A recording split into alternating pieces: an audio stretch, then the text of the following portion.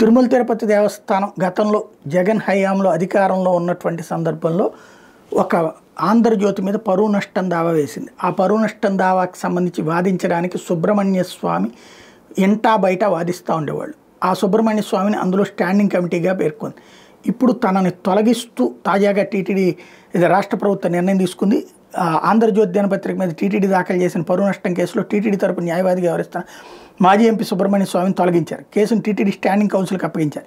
దీంతో టీటీడీ తరపున standing council Jayachandra తాజాగా తిరుపతి కోర్టులో వకాల్తా దాఖలు చేశారు.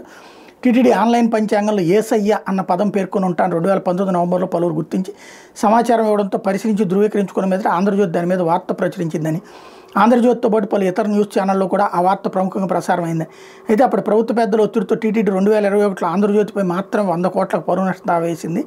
తిరుపతిలోని 10వ అదనపు జిల్లా జడ్జి కోర్టులో OS నెంబర్ 44/2021 పేరిట నమోదైన ఈ కేసులో న్యాయవాదిగా బీజేపీ నేత మాజీ ఎంపీ సుబ్రహ్మణ్య స్వామిని టీటీడీ నియమించింది.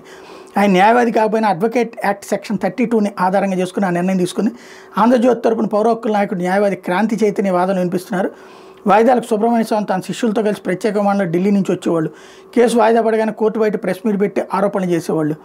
టీటీడీకి బలమైన న్యాయ విభాగం ఉన్న ఫీజు చెల్లించి నిపుణులైన న్యాయవాదులు నియమించుకునే అవకాశం ఉన్న న్యాయవాదిగాని సుబ్రహ్మణ్య స్వామి నియమించుకోవడం అన్నటువంటి దాని మీద వీళ్ళు అబ్జెక్ట్ చేస్తూ వచ్చారు. ఇప్పుడు సుబ్రహ్మణ్య స్వామిని అందులోంచి తీసేయడం ద్వారా ఆంధ్రజ్యోతికి అతిపెద్ద ఊరట. ఏదైతే ఒక్కొక్కళ్ళకి గతంలో ఇట్లాంటివన్నీ ఫేస్ చేసిన వాళ్ళందరికీ ఇప్పుడు ఊరట కలిగించే చర్యలు ఈ ప్రభుత్వం చేసుకొస్తోంది.